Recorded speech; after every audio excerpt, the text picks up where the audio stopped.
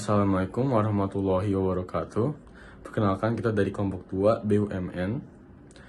Nah, yang berisi anggota yaitu saya, Anka Fasbian, dan beserta anggota kelompok saya yang lain seperti Adi Aska, Ardun, Arasya, Torik, Rais, dan Atala.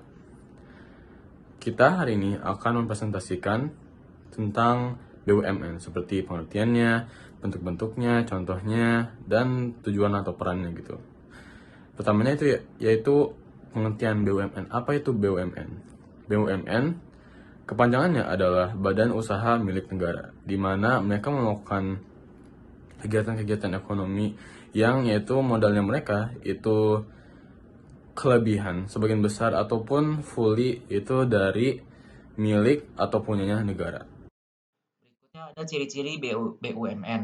Yang pertama, kekuasaan dipegang oleh pemerintah. Dalam operasionalnya, BUMN diawasi, dikontrol, dan dikuasai oleh negara. Pemerintah memegang peranan yang besar agar kekayaan negara yang diolah dapat dimanfaatkan sebesar-besarnya untuk kemakmuran rakyat. Selain itu, untuk meminimalisir tindakan-tindakan yang menyeleweng.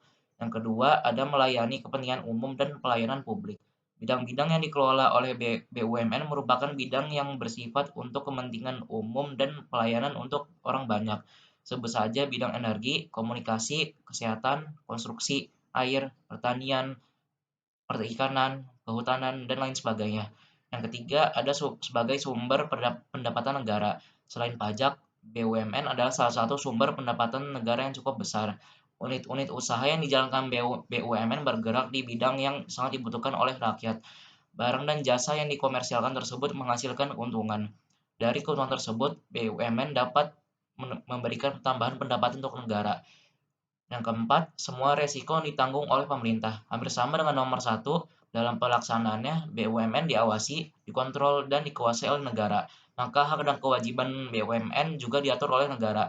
Tidak terkecuali resiko yang diakibatkan oleh kegiatan usaha BUMN juga ditanggung oleh pemerintah. Misalkan saja jika sebuah BUMN mengalami pilot, maka negara bertanggung jawab terhadap kepailitan tersebut. Yang terakhir, menyediakan produk yang dibutuhkan oleh masyarakat. Negara hadir dalam unit usaha pada sektor-sektor yang awalnya belum banyak dikerjakan oleh swasta dan itu menyangkut hajat banyak orang. Jika negara tidak ikut andil dalam menyediakan barang atau jasa tersebut, maka rakyat kesulitan untuk mendapatkannya. Sebelum membahas tujuan BUMN secara umum, tujuan didirikannya BUMN adalah sebagai penyeimbang agar pemerintah tetap bisa mengontrol perekonomian, terutama yang menyangkut hajat hidup orang banyak. Nah, secara umum, tujuan BUMN adalah satu, memberi sumbangan untuk perkembangan perekonomian Indonesia secara umum dan penerimaan negara secara khusus. Dua, mengejar keuntungan. 3. Menyelenggarakan kemanfaatan umum berupa penyedia barang dan atau jasa yang bermutu tinggi dan memadai bagi pemenuhan hajat hidup orang banyak. 4. Menjadi perintis kegiatan-kegiatan usaha yang belum bisa dilaksanakan oleh sektor swasta dan juga koperasi. 5. Turut aktif dalam memberikan bimbingan dan juga bantuan kepada pengusaha golongan ekonomi lemah, koperasi, dan masyarakat. Selanjutnya, untuk bentuk-bentuk BUMN. Bentuk-bentuk BUMN ada dua, yaitu satu, perusahaan perseroan, dan dua, perusahaan umum atau perum. Untuk perusahaan perseroan merupakan BUMN yang karakteristiknya hampir sama dengan perseroan terbatas atau PT.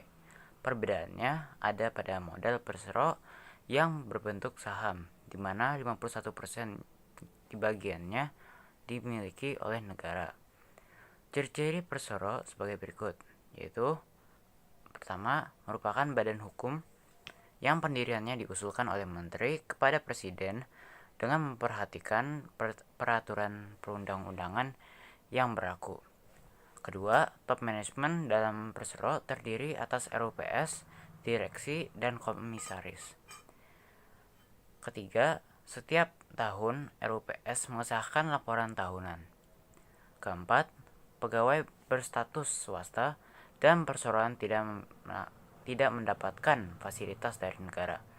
Nah, contoh-contoh dari ini perusahaan perseroan yaitu PT Bank Mandiri, PT Perkebunan Nusantara, PT BNI, dan PT Garuda Indonesia.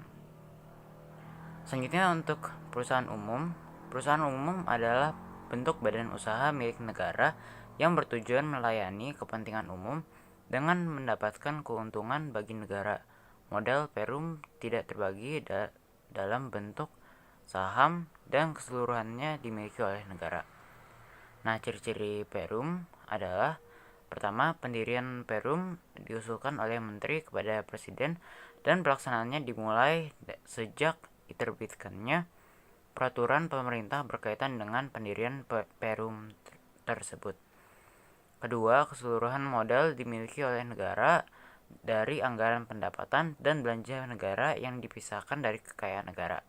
Ketiga, perum dapat memperoleh pinjaman dari dalam maupun luar negeri dan pinjaman masyarakat berbentuk surat obligasi. Contoh dari perum adalah Perum Damri, Perum Bulog, Perum Jasa Tirta, dan Perum Peruri atau Percetakan Uang Republik Indonesia. Lalu sebenarnya masih ada yang ketiga, yaitu perusahaan jawatan. Perusahaan jawatan adalah bentuk badan usaha yang mengabdi pada negara dan melayani masyarakat untuk meningkatkan kesejahteraan umum dengan memperhatikan efisiensi dan efektivitas kerja.